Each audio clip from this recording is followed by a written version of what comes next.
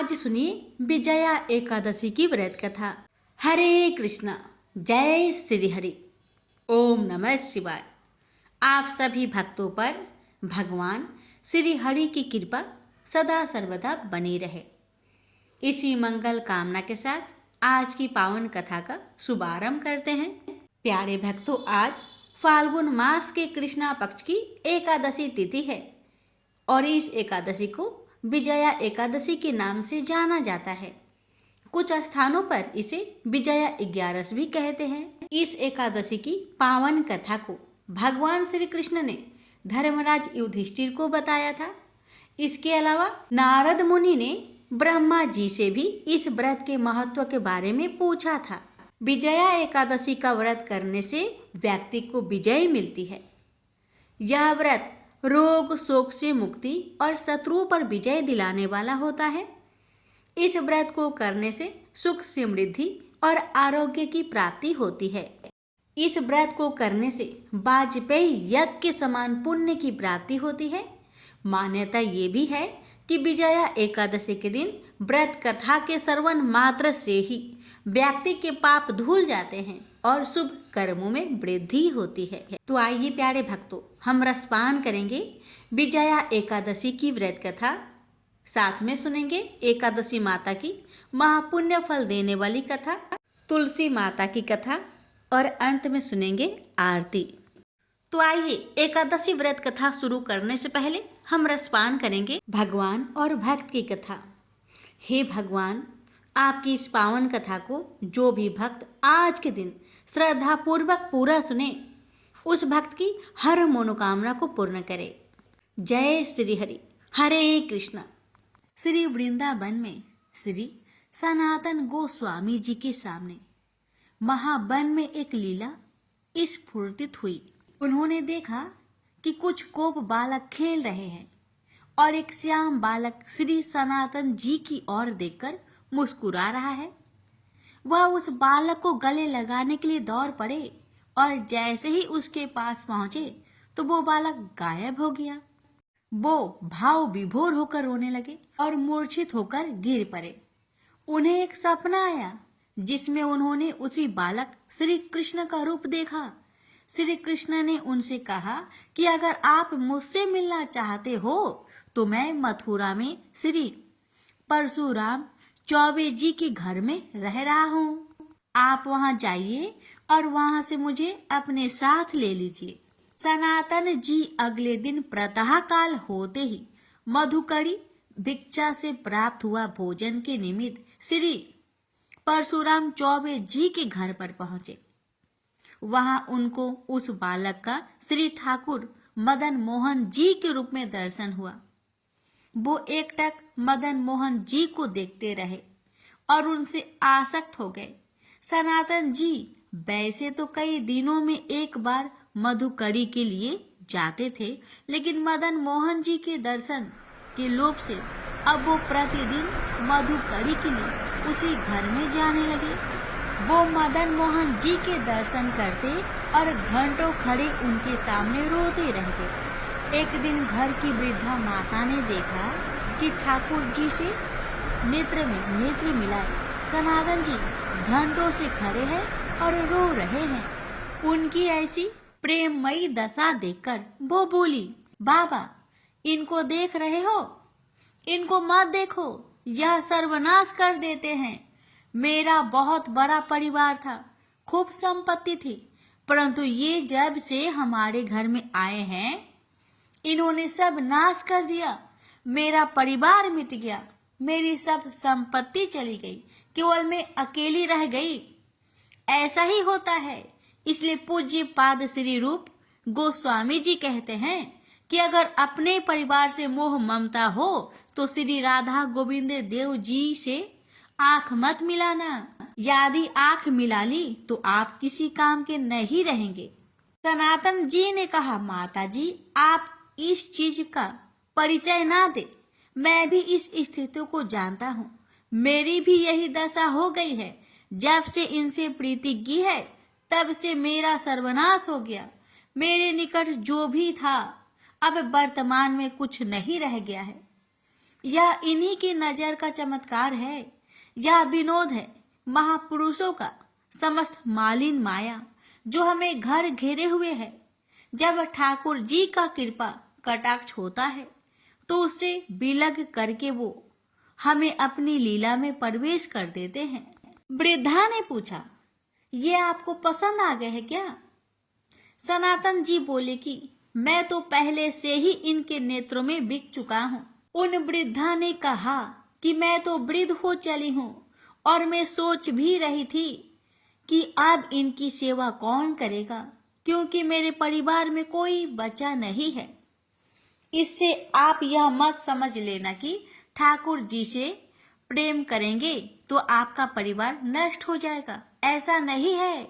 इसका आंतरिक रहस्य यह है कि जब से मदन मोहन जी पधारे तब से उन्होंने एक एक करके उनके पूरे परिवार को अपने धाम भेज दिया। ठाकुर मदन मोहन जी ने चौबे जी के पूरे परिवार को अपनी नित्य लीला में सम्मिलित कर लिया, जो बड़े बड़े योगियों के लिए भी दुर्लभ है। ठाकुर जी ने उनका लौकिक धन हटाकर चिदानंद वस्तु प्रदान की। जो प्रभु के चरणों में अपने चित्त को लगा देता है तो बिना कोई और साधन किए प्रभु उसको स्वीकार कर लेते हैं और अपने दिव्य धाम, दिव्य स्वरूप और दिव्य लीलाओं में प्रवेश कर देते हैं। वृद्धा ने कहा, बाबा मैं तो वृद्ध हो चली हूँ, इनको मेरे बाद कोई न कोई वैसे भी मिल ही जाएगा। मेरे से पूजा सेवा अब बनेगी नहीं और मैं भी उब गई हूँ इनसे, क्योंकि मुझे इनसे कोई लाभ प्राप्त हुआ नहीं। वो यह सब ब्रह्मा दृष्टि से विनोद करते हुए बोल रही है। अगर लाभ प्राप्त होता तो कम से कम नाती पोते ही होते इनकी सेवा के लिए, पर कोई नहीं बचा, केवल मैं ही अकेले बची हूँ। मेरी मृत्यु का समय आ रहा है, कोई ना कोई तो चाहिए ही इनकी सेवा के लिए, और मैं उनको उसी को सकती हूँ जो इनसे प्यार करे। मुझे बड़ा संतोष हुआ आपके नेत्रों में इनके प्रति प्यार देखकर कि आप इनकी प्रेम पूर्वक सेवा करेंगे। आप इसी से पहचान सकते हैं कि कितना प्यार करती है वो ठाकुर जी से। मैं इन्हें अपने नेत्रों से ओझल नहीं होने देना चाहती, परंतु बाबा अब मेरा शरीर बूढ़ा हो गया है, अब मुझसे सेवा नहीं हो सकती। इनको आप ले जाइए। श्री सनातन गोस्वामी जी ने कहा, मैया आदि ऐसी बात है तो आप इन्हें मुझे दे दीजिए, मैं इन्हें अपने संग ले जाऊंगा। वृद्धा माता जी ने रोकर ठाकुर जी को बार बार हृदय से लगाकर उन्हें श्री सनातन गोस्वामी जी को दे दिया। श्री सनातन गोस्वामी जी अत्यंत प्रसन्न होकर ठाकुर मदन मोहन जी को श्री धाम वृंदावन ले आए। उन्होंने आदित्य टीला में श्री ठाकुर मदन मोहन जी महाराज को विराजमान किया। वृंदावन में जिस टीले पर लाल पत्थर का मंदिर है उसे आदित्य टीला कहते हैं। सनातन जी की दिनचर्या में उदर पोषण के लिए मधुकरी वृत्ति मांगकर भोजन पाना ही थी। हफ्ते में एक दिन वो भोजन ले आते और कई दिनों तक उसका प्रयोग करते, परंतु अब कुटिया में ठाकुर जी आ गए थे तो अब श्री सनातन जी ठाकुर जी के भोग के लिए रोज आटा मांग के लाते और उसकी बाटी बनाकर ठाकुर जी को भोग लगाते और वही खुद भी पाते। ठाकुर जी को जब वह भोग अर्पित करते तो ठाकुर जी मुंह बनाते, क्योंकि चौबे जी के यहाँ उनको मलाई रबड़ी मिलती थी और यहाँ उनको सूखी बाटी मिल रही थी जिसमें नमक भी नहीं होता था। ठाकुर जी कुछ कह नहीं पाते थे पर मुंह बनाते थे। एक दिन हिम्मत करके ठाकुर जी डरते हुए श्री सनातन गोस्वामी जी से बोले, देखिए यह है प्रेम का बल। जैसे कोई बच्चा डरता है बड़ों से, ऐसे ही समस्त ब्रह्मांडों के मालिक ठाकुर जी डरते थे सनातन गोस्वामी जी से। बोले, बाबा ये सूखी बाटी मेरे गले से उतरती नहीं है, आप यह जली हुई बाटी मुझे भोग लगाते हो? मेरा पेट भी काम नहीं कर रहा और ये गले से नहीं उतरती। थोड़ा सा नमक तो डाल दीजिए। श्री मदन मोहन जी के मुख से यह सुनकर सनातन जी मुस्कुराए और बोले, देखो ठाकुर जी, मुझे चैतन्य महाप्रभु ने वृंदावन में वैराग्य से रहने की आज्ञा दी है। अब मैं समझ गया, आप मुझे फिर फंसाना चाहते हैं। वैसे ही बचपन से ही आपको चटोरा स्वभाव है। आप कभी यशोदा मैया के द्वारा दिए हुए माखन से तृप्त नहीं होते थे, जब तक गोपियों के यहाँ जाकर बाल लीला करके 10-20 घरों से माखन नहीं पाते थे। आप तृप्त नहीं होते थे। आज आप कह रहे हैं कि बाबा थोड़ा सा नमक मांग कर ले आना। फिर कहेंगे, बाबा नमक तो हो गया, अगर थोड़ी घी में डुबो तो अच्छा होगा। फिर कहेंगे, बाबा थोड़ा मीठा मिल जाता तो अच्छा होता। मैं इस चक्कर में कहाँ तक व्यवस्था करूँगा? और आप यह जो मांग रख रहे हैं, यह मांग आप खुद से चाहे तो पूर्ण कर लीजिए। मेरी तरह से व्यवस्था होने वाली नहीं है। मैं वैराग्य पूर्ण ही रहूंगा। ठाकुर जी ने ये उत्तर सुना और कहा कि आप फिर मुझे ये आदेश देते हैं कि मैं अपनी व्यवस्था खुद कर लूं? श्री सनातन जी बोले, हाँ, आप अपनी व्यवस्था कर लीजिए, हमें इसमें कोई परेशानी नहीं है। ठाकुर जी प्रसन्न हो गए। उसी समय मुल्तान देशवासी रामदास कपूर जी एक विशाल नौका में विविध रत्न, सेधा नमक और काबुल के मेवा इत्यादि भरकर यमुना के रास्ते आगरा जा रहे थे। आदित्य टीला के समीप यमुना जी थी। वहां पहुंचते ही नौका फंस गई और बहुत प्रयास करने पर भी नहीं निकली। नौका भला चलती कैसे? ठाकुर मदन मोहन जी जो यजमान को पटाना चाहते थे, अब श्री रामदास कपूर जी परेशान हो गए। ठाकुर जी एक गोप बालक का भेष धारण करके उसके पास गए और कहा, सुनो, ये नौका ऐसे नहीं निकलेगी। वे संत भगवान श्री सनातन गोस्वामी जी बैठे हैं उस वृक्ष के नीचे, वहां जाइए, दंडवत करिए और मन्नत मांगिए तो आपकी नौका निकल जाएगी। रामदास कपूर जी तत्काल श्री सनातन गोस्वामी जी के पास गए। वो प्रिया प्रियतम के चिंतन में डूबे हुए थे। उन्होंने आकर साष्टांग प्रणाम किया और कहा कि मेरी रक्षा कीजिए, मैं एक व्यापारी हूँ, मेरी नाव फंस गई है। मैंने हर उपाय करके देखा लेकिन मेरी नाव नहीं निकली। आप कृपा कर दीजिए, मैं आपके पास एक ब्रजवासी बालक के कहने पर आया हूँ। सनातन गोस्वामी जी ने ध्यान किया तो पता चला ठाकुर मदन मोहन जी ने ही उन्हें भेजा था। वो समझ गए कि ठाकुर जी ने यजमान पटा लिया है। सनातन गोस्वामी जी ने कहा कि वो ऊपर ठाकुर जी का मंदिर है, वहां जाके मन्नत मांग लीजिए, आपका काम हो जाएगा। रामदास जी ठाकुर मदन मोहन जी के सामने गए और उनका सुंदर रूप देखते ही आसक्त हो गए। उन्होंने संकल्प लिया कि यदि नौका निकल जाए तो जितने रत्न मेवा आदि है सब बिकने से जो धन मिलेगा उससे ठाकुर मदन मोहन जी का मंदिर बनवा देंगे और उनके भोग की व्यवस्था कर देंगे। वो दर्शन करके आए और इस बार सहज में नाव निकल गई, कोई धक्का भी नहीं लगाना पड़ा। रामदास कपूर जी सब सामान की बिक्री करके आए और आज तो मदन मोहन जी का लाल पत्थर का मंदिर है। उन्होंने उसका निर्माण करवाया और उनके भोग की व्यवस्था भी कर दी। इस तरह ठाकुर जी ने स्वयं ही अपने मंदिर और भोग की व्यवस्था कर ली।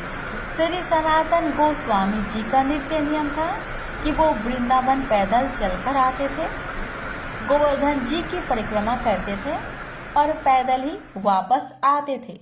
ठाकुर जी ने जब देखा कि उनका शरीर बहुत वृद्ध हो गया है तो कहा कि अब आप दर्शन के लिए मत आया करिए, आपका शरीर वृद्ध हो गया है। श्री सनातन गोस्वामी जी ने कहा कि बिना परिक्रमा और बिना आपके दर्शन के रहा नहीं जाता। इसके बाद ठाकुर जी ने स्वयं प्रकट होकर श्री सनातन गोस्वामी जी को एक शिला प्रदान की, जिस शिला पर श्री ठाकुर जी के चरण चिन्ह आज भी अंकित है, और कहा बाबा आप इस शिला की परिक्रमा कर लीजिए। इसकी परिक्रमा से आपको संपूर्ण गिरिराज परिक्रमा का नियम पूर्ण हो जाएगा। आपको वैसा ही आनंद प्राप्त होगा। वो पावन शिला वर्तमान में श्री वृंदावन में श्री राधा दामोदर जी के मंदिर में विद्यमान है।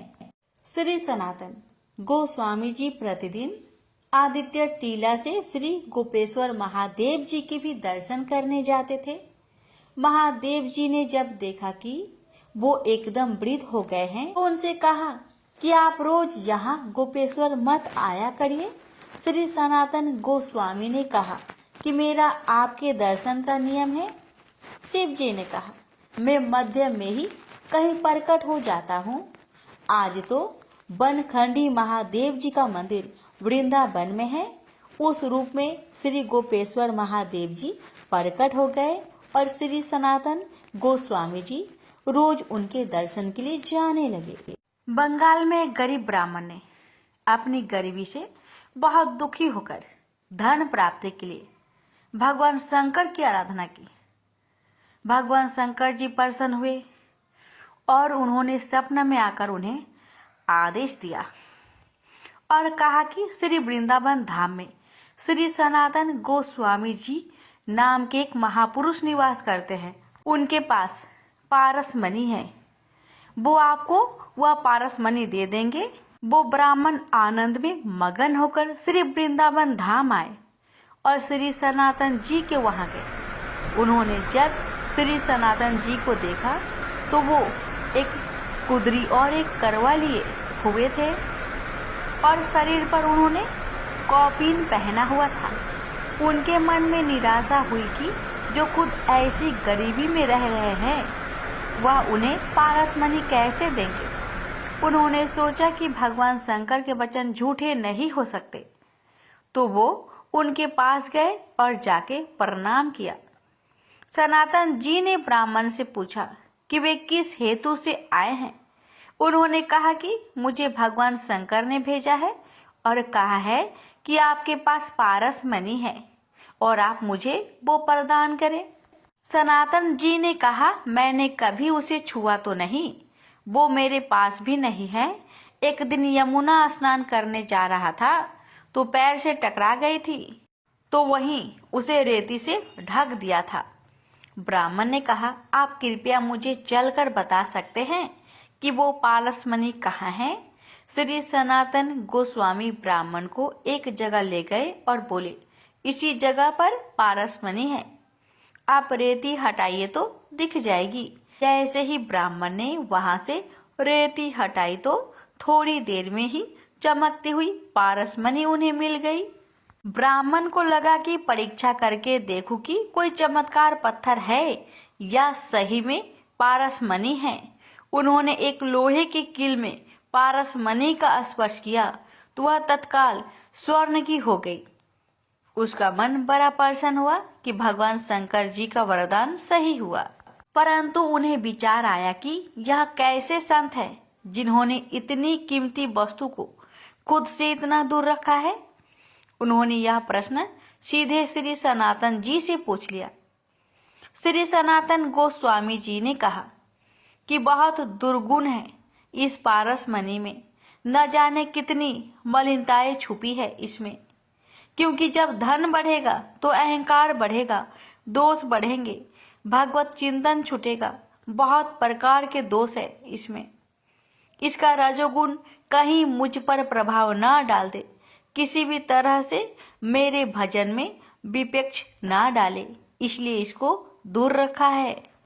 और मेरे लिए यह किसी पत्थर से बढ़कर कुछ नहीं है, क्योंकि मेरे पास जो मणि है उस मणि के सामने यह मणि कुछ भी नहीं है। तत्काल वह ब्राह्मण बोले महाराज आपके पास कौन सी मणि है। श्री सनातन जी बोले इंद्रनील मणि श्याम मनोहर श्री लाल बिहारी जी श्याम सुंदर रूपी मणि हमारे पास है। उन्होंने तत्काल श्री सनातन गोस्वामी की चरणों में प्रणाम किया और कहा महाराज फिर आप ऐसी अपवित्र मणि हमें क्यों दे रहे हैं? आप मुझ पर कृपा करें और वही मणि मुझे दे दीजिए जो आपके पास है।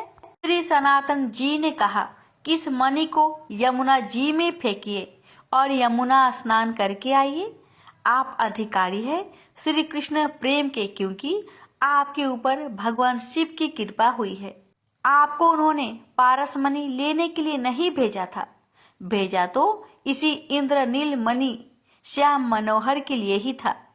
पर आपको विश्वास हो जाए और आपकी समझ में आ जाए कि पारस मणि को भी त्यागने का सामर्थ्य श्री श्याम सुंदर के चरण अनुरागियों में होता है, इसलिए उन्होंने यह लीला करवाई। जाइए स्नान करके आइए, इस पारस मणि को यमुना में फेंक दीजिए। श्री सनातन गोस्वामी जी ने उन्हें दीक्षा दी, उन्हें भगवत संबंध से युक्त किया और निरंतर वो वृंदा धाम करके भगवत चिंतन करते हुए भगवत धाम को प्राप्त हुए। प्रेम से बोलिए मदन मोहन भगवान जी की जय। विजया एकादशी व्रत कथा। धर्मराज युधिष्ठिर बोले, हे जनार्दन, फाल्गुन मास के कृष्ण पक्ष की एकादशी का क्या नाम है तथा उसकी विधि क्या है? कृपा करके आप मुझे बतलाइए। श्री भगवान बोले, हे राजन, फाल्गुन मास के कृष्ण पक्ष की एकादशी का नाम विजया एकादशी है। इसके व्रत के प्रभाव से मनुष्य को विजय प्राप्त होती है। यह सब व्रतों से उत्तम व्रत है। इस विजया एकादशी के महात्म्य के श्रवण व पठन से समस्त पाप नाश को प्राप्त हो जाता है। एक समय देवऋषि नारद जी ने जगत पिता ब्रह्मा जी से कहा, महाराज, आप मुझसे फाल्गुन मास के कृष्ण पक्ष की एकादशी का विधान कहिए। ब्रह्मा जी कहने लगे कि हे नारद, विजया एकादशी का व्रत पुराने तथा नए पापों को नाश करने वाला है।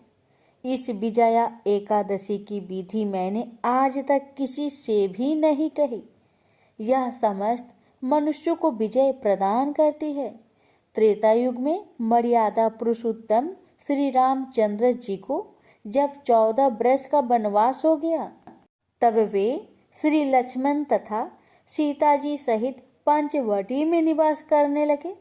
वहां पर दुष्ट रावण ने जब सीता जी का हरण किया, तब इस समाचार से श्री रामचंद्र जी तथा लक्ष्मण अत्यंत व्याकुल हुए और सीता जी की खोज में चल दिए। घूमते घूमते जब वे मरणासन जटायु के पास पहुंचे, तो जटायु उन्हें सीता जी का वृत्तांत सुनाकर स्वर्गलोक चला गया। कुछ आगे जाकर उनकी सुग्रीव सी मित्रता हुई और बाली का वध किया। हनुमान जी ने लंका में जाकर सीता जी का पता लगाया और उनसे श्री रामचंद्र जी और सुग्रीव की मित्रता का वर्णन किया। वहां से लौटकर हनुमान जी ने भगवान राम के पास आकर सब समाचार कहे। श्री रामचंद्र जी ने वानर सेना सहित सुग्रीव की सम्मति से लंका को प्रस्थान किया। जब श्री रामचंद्र जी समुंदर से किनारे पहुंचे, तब उन्होंने मगरमच्छ आदि से युक्त उस अगाध समुद्र को देखकर लक्ष्मण जी से कहा कि इस समुद्र को हम किस प्रकार से पार करेंगे। श्री लक्ष्मण ने कहा, हे पुराण पुरुषोत्तम, आप आदि पुरुष है, सब कुछ जानते हैं। यहाँ से आधा योजन दूर पर कुमारी द्वीप में बगदालभ्य नाम के मुनि रहते हैं। उन्होंने अनेक ब्रह्मा देखे हैं। आप उनके पास जाकर इसका उपाय पूछिए। लक्ष्मण जी के इस प्रकार के वचन सुनकर श्री रामचंद्र जी बगदालभ्य ऋषि के पास गए और उनको प्रणाम करके बैठ गए। मुनि ने भी उनको मनुष्य रूप धारण किए हुए पुराण पुरुषोत्तम समझकर उनसे पूछा कि हे राम, आपका आना कैसे हुआ? रामचंद्र जी कहने लगे कि हे ऋषि, मैं अपनी सेना सहित यहाँ आया हूँ और राक्षसों को जीतने के लिए लंका जा रहा हूँ। आप कृपा करके समुद्र पार करने का कोई उपाय बतलाइए। मैं इसी कारण आपके पास आया हूँ। वक्ता लभ्य ऋषि बोले कि हे राम, फाल्गुन मास के कृष्णा पक्ष की एकादशी का उत्तम व्रत करने से निश्चय ही आपकी विजय होगी, साथ ही आप समुद्र भी अवश्य पार कर लेंगे। इस व्रत की विधि यह है कि दशमी के दिन स्वर्ण, चांदी, तांबा या मिट्टी का एक घड़ा बनाए। उस घड़े को जल से भरकर तथा 5 पल्लव रख वेदिका पर स्थापित करें। उस घड़े के नीचे सतनजा और ऊपर जौ रखे। उस पर श्री नारायण भगवान की स्वर्ण की मूर्ति स्थापित करें। एकादशी के दिन स्नान आदि से निवृत्त होकर धूप, दीप, नैवेद्य, नारियल आदि से भगवान की पूजा करें। तत्पश्चात घड़े के सामने बैठकर दिन व्यतीत करें और रात्रि को भी उसी प्रकार बैठे रहकर जागरण करें। द्वादशी के दिन नित्य नियम से निवृत्त होकर उस घड़े को ब्राह्मण को दे दे। हे राम, यदि तुम भी इस व्रत को सेनापतियों सहित करोगे तो तुम्हारी विजय अवश्य होगी। श्री रामचंद्र जी ने ऋषि की कथा अनुसार इस व्रत को किया और इसके प्रभाव से दैत्यों पर विजय पाई। अतः हे राजन, जो कोई मनुष्य विधि पूर्वक इस व्रत को करेगा, दोनों लोकों में उसकी अवश्य विजय होगी। श्री ब्रह्मा जी ने नारद जी से कहा था कि हे पुत्र, जो कोई इस व्रत के महात्म्य को पढ़ता या सुनता है उसको वाजपेयी यज्ञ का फल प्राप्त होता है। प्रेम से बोलिए लक्ष्मीपति विष्णु भगवान जी की जय। सियावर रामचंद्र की जय। लक्ष्मी माता की कहानी। एक गांव में एक साहूकार रहता था। साहूकार के एक बेटी थी। वह हर रोज पीपल सींचने जाती थी। पीपल के वृक्ष में से लक्ष्मी जी प्रकट होती थी और चली जाती। एक दिन लक्ष्मी जी ने साहूकार की बेटी से कहा, तू मेरी सहेली बन जा। तब लड़की ने कहा कि मैं अपने पिता से पूछकर कल आऊंगी। साहूकार की बेटी ने घर जाकर अपने पिता को सारी बात कह दी। तब उसके पिताजी बोले, वह तो लक्ष्मी जी है, अपने को और क्या चाहिए, तू लक्ष्मी जी की सहेली बन जा। दूसरे दिन वह लड़की फिर गई। तब लक्ष्मी जी पीपल के पेड़ से निकलकर आई और कहा, सहेली बन जा। तो लड़की ने कहा, बन जाऊंगी, और दोनों सहेली बन गई। लक्ष्मी जी ने उसको खाने का न्योता दिया। घर आकर लड़की ने माँ बाप को कहा कि मेरी सहेली ने मुझे खाने का न्योता दिया है। तब बाप ने कहा कि सहेली के जिमने जाइयो, पर घर को संभाल कर जाना। तब वह लक्ष्मी जी के यहाँ जिमने गई तो लक्ष्मी जी ने उसे साल दुसाला ओढ़ने के लिए दिया, रुपए दिए, सोने की चौकी, सोने की थाली में 36 प्रकार का भोजन करा दिया। जिम कर जब वह जाने लगी तो लक्ष्मी जी ने पल्ला पकड़ लिया और कहा कि मैं भी तेरे घर जिमने आऊंगी। तो उसने कहा, आ जाइयो। वह घर आकर चुपचाप बैठ गई। तब बाप ने पूछा कि बेटी, सहेली की यहाँ जिम करा गई और तू उदास क्यों बैठी है? तो उसने कहा, पिताजी, मेरे को लक्ष्मी जी ने इतना दिया, अनेक प्रकार के भोजन कराए, परंतु मैं कैसे जिमाऊंगी? अपने घर में तो कुछ भी नहीं है।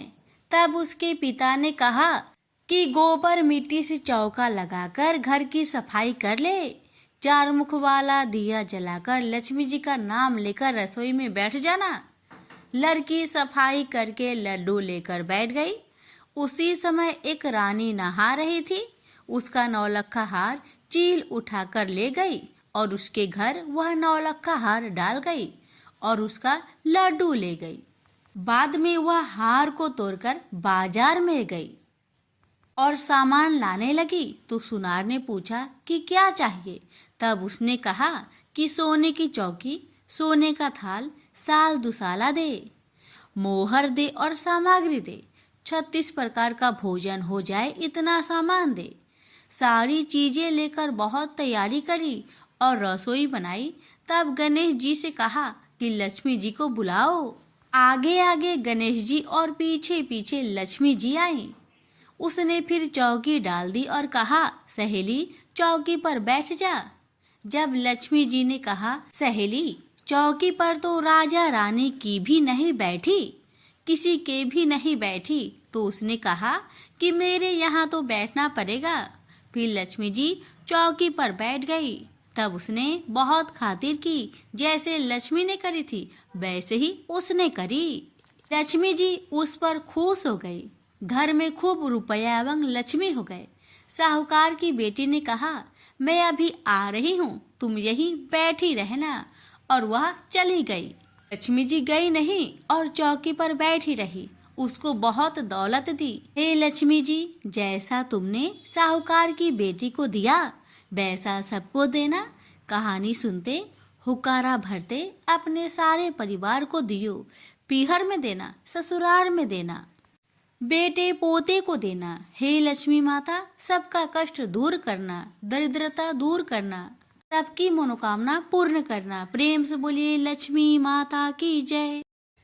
एक बुढ़िया माई तुलसी जी को सींचती और कहती कि हे तुलसी माता, सत की दाता, मैं तेरा बिरला सींचती हूँ।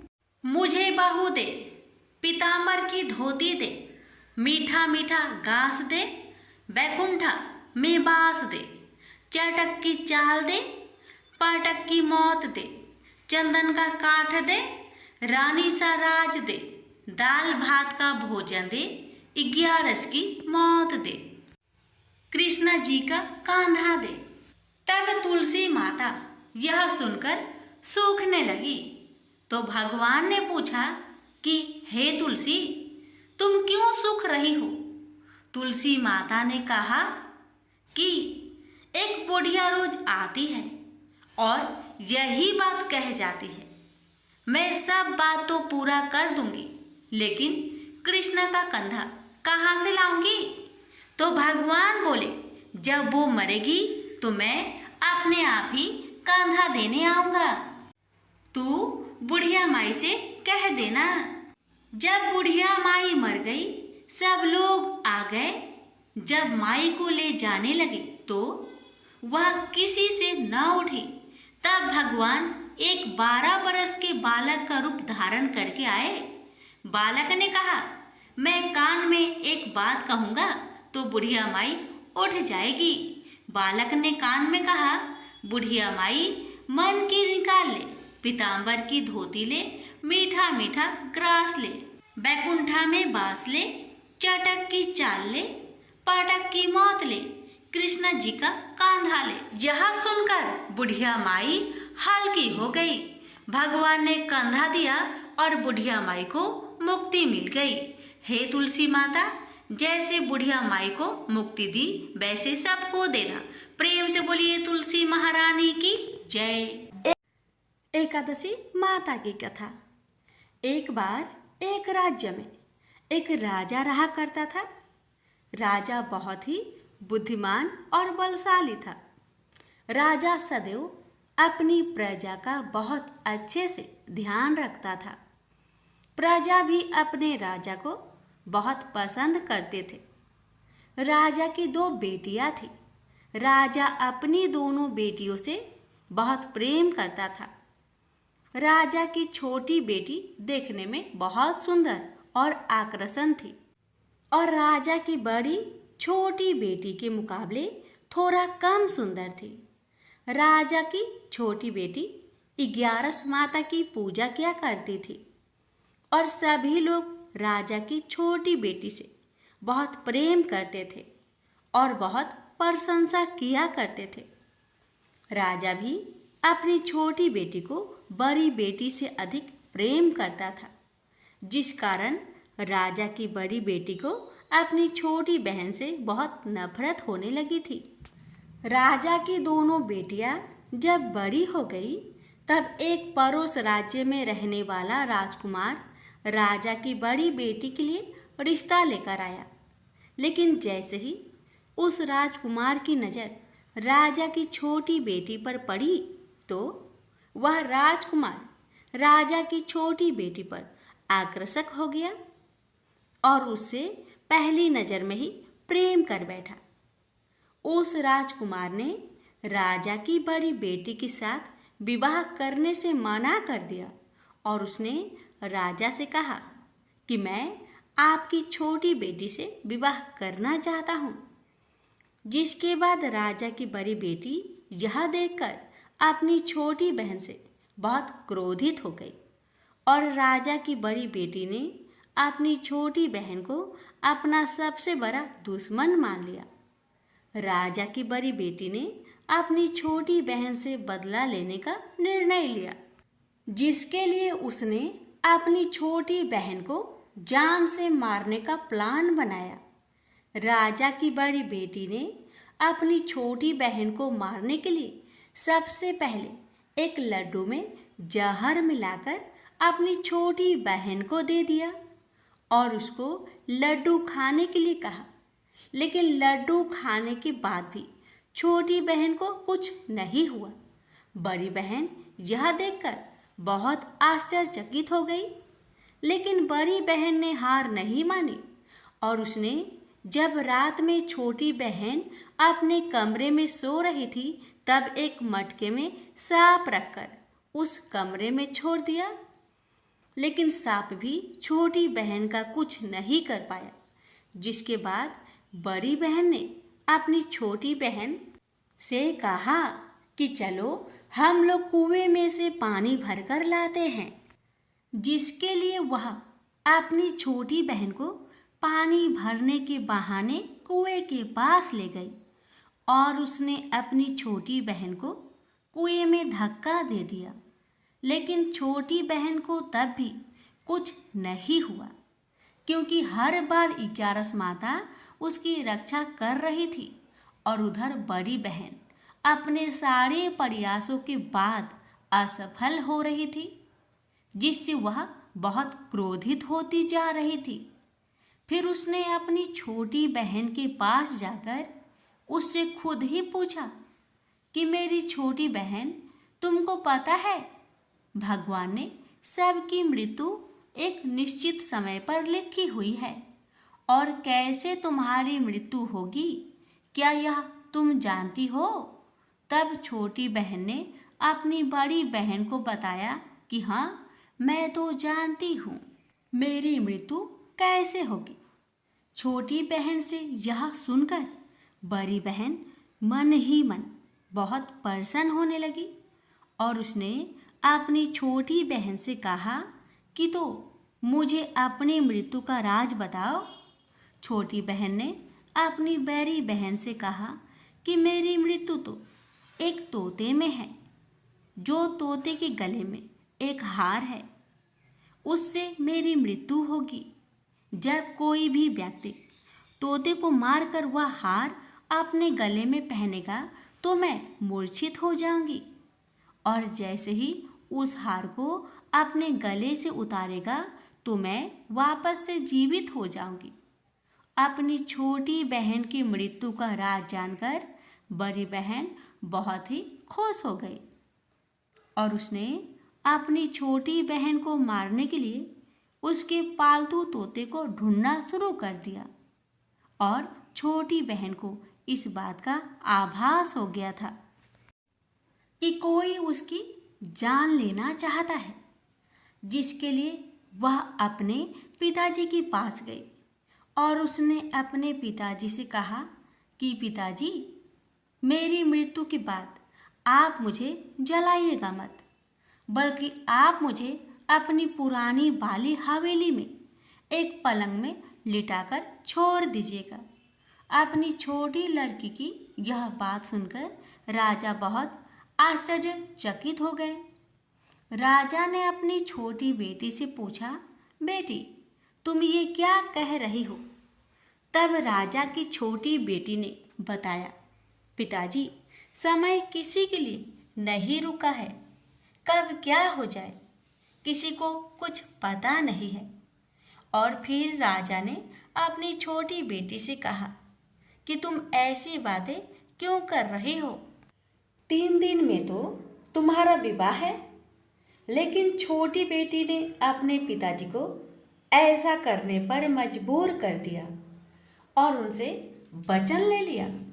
राजा ने भी अपनी छोटी बेटी की बात स्वीकार कर ली और 2-3 दिनों के बाद जब शादी का समय आया तब राजकुमार बारात लेकर राजा के घर आया और राजकुमार और राजा की छोटी बेटी का विवाह शुरू हो गया।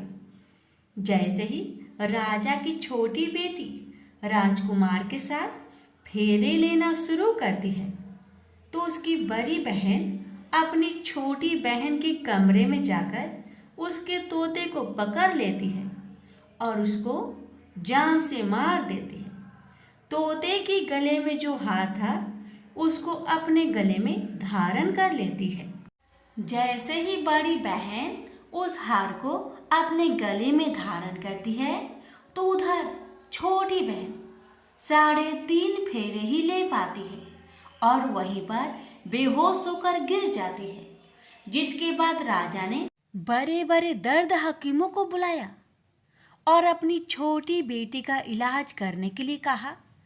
राजा की बात सुनकर वैद्य ने छोटी बेटी को जब चेक किया तो राजा को बताया कि आपकी छोटी बेटी ना तो जीवित है और ना ही मरी हुई है। यह मैं ऐसा पहली बार देख रहा हूँ।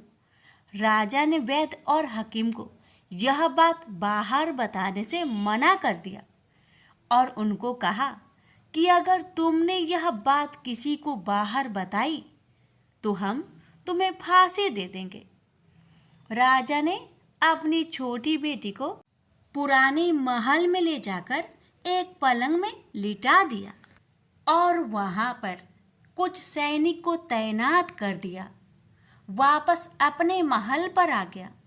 राजा की बड़ी बेटी अपने पिताजी के पास आई और कहने लगी कि पिताजी, अगर यह शादी संपन्न नहीं हुई तो आपकी इज्जत का क्या होगा? आप कहे तो आपकी इज्जत बचाने के लिए राजकुमार से शादी करने के लिए तैयार हूँ। जिसके बाद राजा ने अपनी बड़ी बेटी की बात मान ली और राजा ने बड़ी बेटी को छोटी बेटी की कपड़े पहनाकर मंडप पर भेज दिया।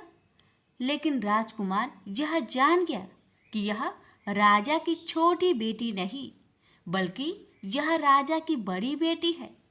लेकिन जब राजकुमार ने शादी करने से मना किया तो सभी लोगों ने राजकुमार को विवश करके राजा की बड़ी बेटी से बचे हुए फेरे को संपन्न करा दिया और विवाह करवा दिया। जिसके बाद राजकुमार राजा की बड़ी बेटी को अपने महल ले गया। राजकुमार राजा की बड़ी बेटी से ना तो बात करता था, न ही उसको पसंद करता था और ना ही उसके आसपास भटकता था। और राजकुमार ने यह फैसला लिया था कि वह अपनी प्रेमिका को ढूंढ कर रहेगा और यह जानकर रहेगा कि उसके साथ हुआ क्या है। एक दिन राजकुमार अपने घोड़े पर सवार होकर राजा के पुराने महल के पास पहुंच गया, जहां पर उसने कुछ सैनिकों को देखा। महल के पास पहुंचकर राजकुमार ने जब महल को ध्यान से देखा तो वह समझ गया कि यह तो हमारे ससुर जी का महल है। तब राजकुमार ने सैनिकों से पूछा, तुम लोग यहाँ क्या कर रहे हो और इस महल के अंदर उस पलंग में कौन लेटा है? जिसके बाद सैनिकों ने बताया कि जहाँ पर राजा की छोटी बेटी लेटी है। यह सुनकर राजकुमार बहुत प्रसन्न हो गया और वह तुरंत अपनी प्रेमिका के पास पहुंच गया और उसकी सेवा करने लगा। जैसे ही रात हुई तो राजा की छोटी बेटी उठकर खड़ी हो गई। राजकुमार यह देखकर बहुत खुश हो गया और उसने अपनी प्रेमिका से पूछा कि तुम यहाँ क्या कर रही हो? तुम मेरे साथ मेरे घर चलो। राजा की छोटी बेटी ने राजकुमार को सारी बातें बता दी कि मेरी जान, एक तोते में बसी थी और मैंने यह बात सिर्फ अपनी बड़ी बहन को बताया था और मुझे पता है कि उसने ही मुझे मारने का प्रयास की है। उसके पास एक हार है जिसको वह सुबह पहन लेती है और रात को उतार देती है। जब तक वह हार को पहने रहती है तब तक मैं मूर्छित रहती हूँ और जैसे ही वह हार को उतार देती है तो मैं जीवित हो जाती हूँ।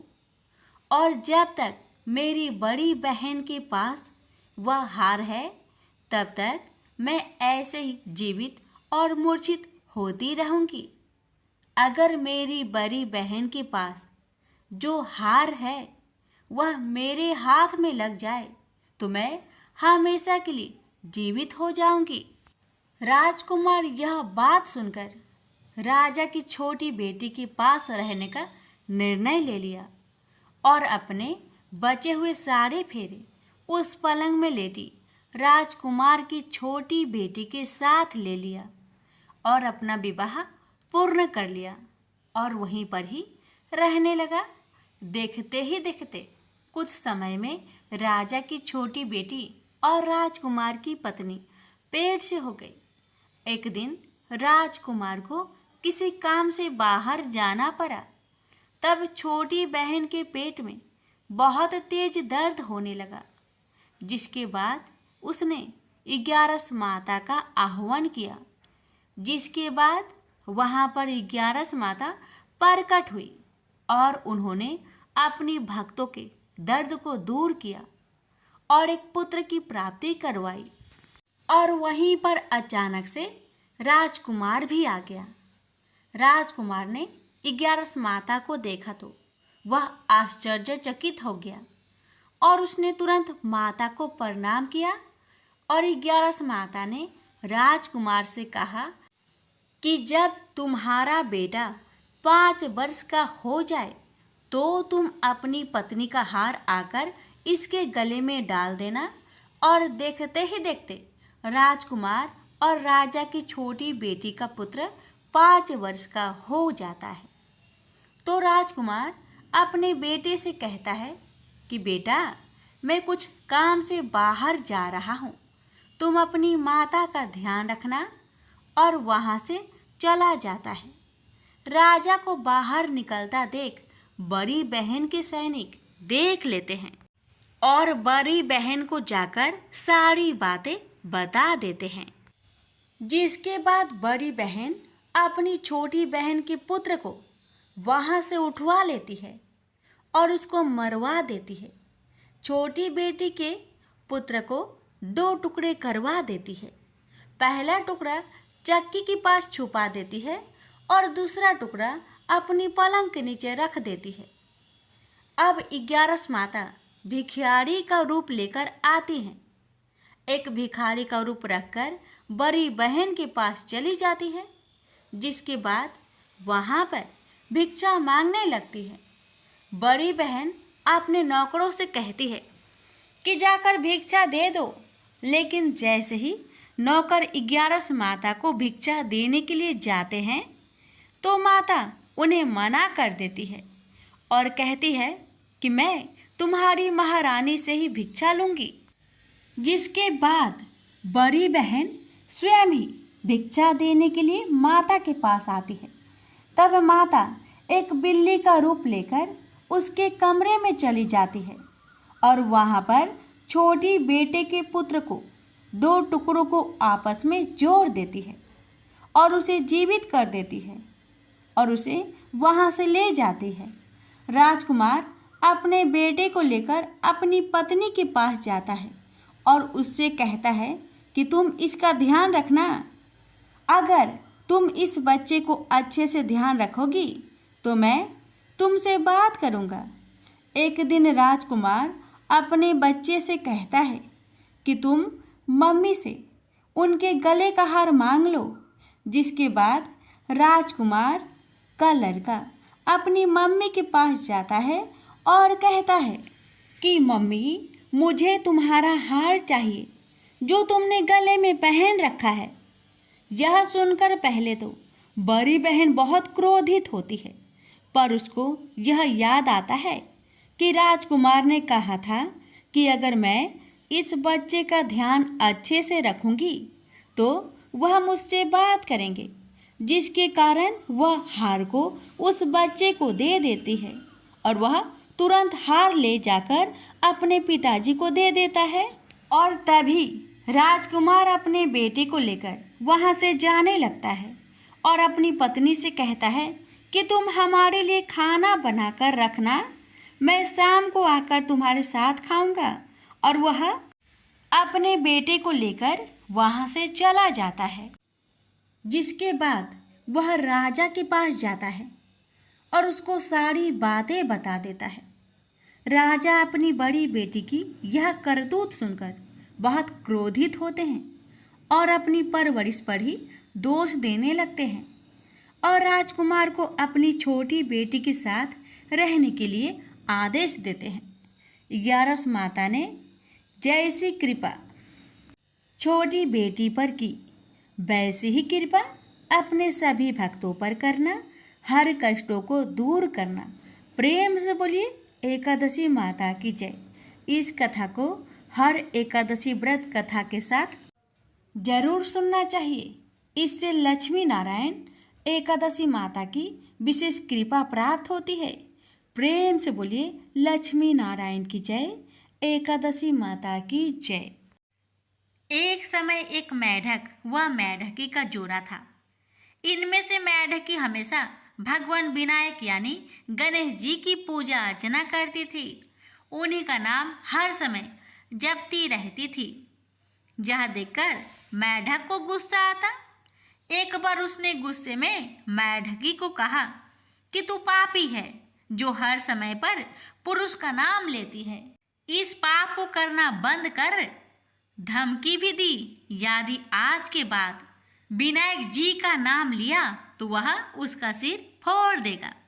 कथा के अनुसार मेढकी इस बात से गणेश जी उससे नाराज हो जाते हैं। इसके बाद एक दिन राजा की एक दासी आती है और दोनों मेढक मेढकी जिस पानी में रहते हैं उसे एक पात्र में डालकर ले जाती है, जहां वह उस पानी को चूल्हे पर चढ़ा देती है। तभी मेढकी तो भगवान गणेश का नाम लेने से उबलते पानी में भी कष्ट नहीं पाती, लेकिन मेढक दर्द से करा उठता है।